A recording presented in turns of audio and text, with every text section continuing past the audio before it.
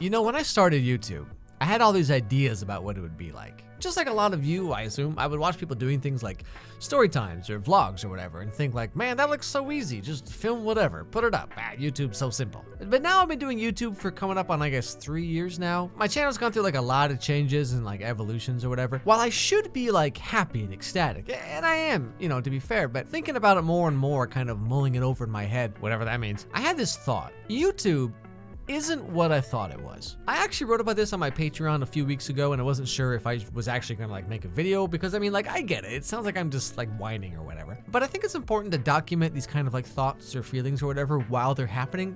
Just because like looking back after the fact, it's really easy to convince yourself that things were different or you were different or you felt different or whatever. You know how you think like you don't look all that different than you did a few years ago, but then you see a picture of yourself from like freshman year and you're like, who is that? And also to be clear, this isn't like a serious issue. Like I'm not having like a mental breakdown or whatever. It's just, there's a lot of like invisible parts about, well, in this case, YouTube, that you don't really understand or even realize until you're already in the middle of it. I think we've all seen those videos from YouTubers who get like burned out or stressed out and they don't want to upload anymore, or they leave YouTube for months at a time. Like this is not one of those cases, but I can totally understand how people get there.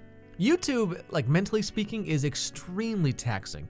Now, something I've been looking into recently, and they actually reached out to me and asked if I'd be willing to give them a shout out, and I said I would, is BetterHelp. So, BetterHelp is basically counseling or therapy done online right from your home. They have hundreds of different therapists from like any religion or ethnic background or life experience, like whatever. Like you can choose a therapist that's right for you, and you can change anytime. It only costs between $35 to like $70 a week with unlimited communication with your therapist. Now, compare that to regular therapy, which costs upward of like $300 per session. Not that bad. And get this, if you need help, but you're worried about like money or financial situation, whatever, like they even offer financial assistance for those who qualify. Now, I get a lot of messages from people who tell me how my videos have helped them through tough times or talk them off a ledge, so to speak, and I'm really glad that they resonate with you in that way, but, as should be very obvious, I'm not a professional. So if you're having these feelings and you need someone to talk to, or you just need help from a certified professional therapist, click the link in the description, and please give BetterHelp a try. Now, one of the things that gets to everyone who does YouTube are the numbers. Like, once you put a clear, objective number on something, it kind of takes on a whole new meaning, because now you can quantify it. And on YouTube, you have like subscribers, views, likes, dislikes, that kind of thing. Everyone knows that like you shouldn't focus on numbers. It's not about the views, it's not about the subs, it's about the content, the arts, or whatever you want to call it. And that is true. But at the same time, everything about YouTube is measured in numbers. You get rewarded for having a certain number of subscribers. Your views determine how much value your video has.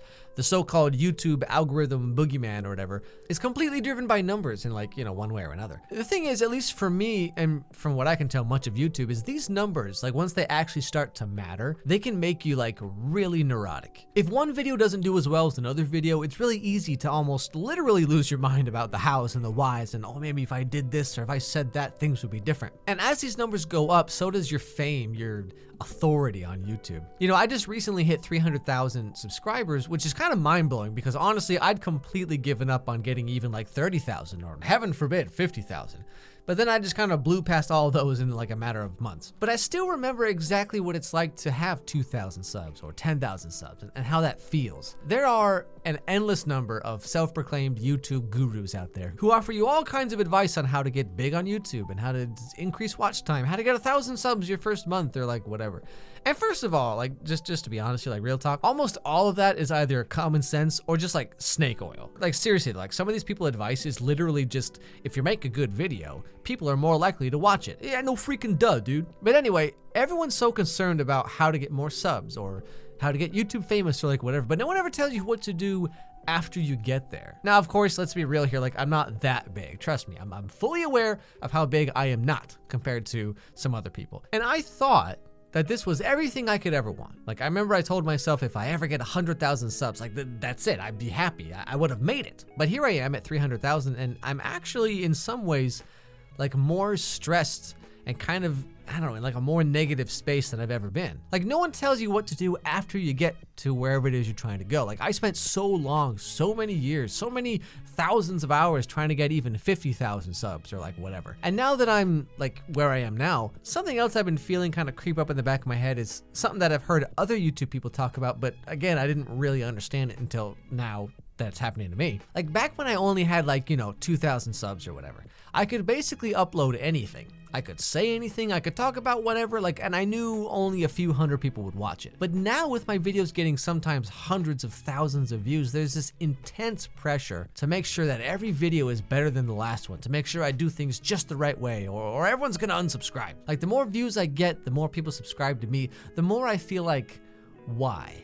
Like this is some kind of like prank or joke or something, right? Like this is not really happening. And this feeling is kind of ironic in a way because like when I was small, like most people on YouTube, I wanted to let the world know that my opinions were important, that my voice mattered. So I would talk about things to try to get people to find me, to pay attention to me. And now, for whatever reason, and I know this doesn't make any logical sense, but I feel like no one cares what my opinion is, or I guess like no one should care, which again, I know this is like an objectively incorrect statement, but like I look at Twitter, for example, and think like, well, I probably shouldn't tweet very much because no one cares what I have to say. Even though people are literally choosing to follow me specifically to hear what I have to say, I feel like, why would anyone care? And this is kind of the point I'm trying to make, I guess, like something I think about like every day now. This is what YouTube, or maybe just like internet fame, whatever, this is like what it does. I'm grateful for a lot of things. For all of you watching and subscribing, for YouTube opening up a lot of opportunities, some of which, could be life-changing. But most of all, I'm really glad that this is happening when I'm 29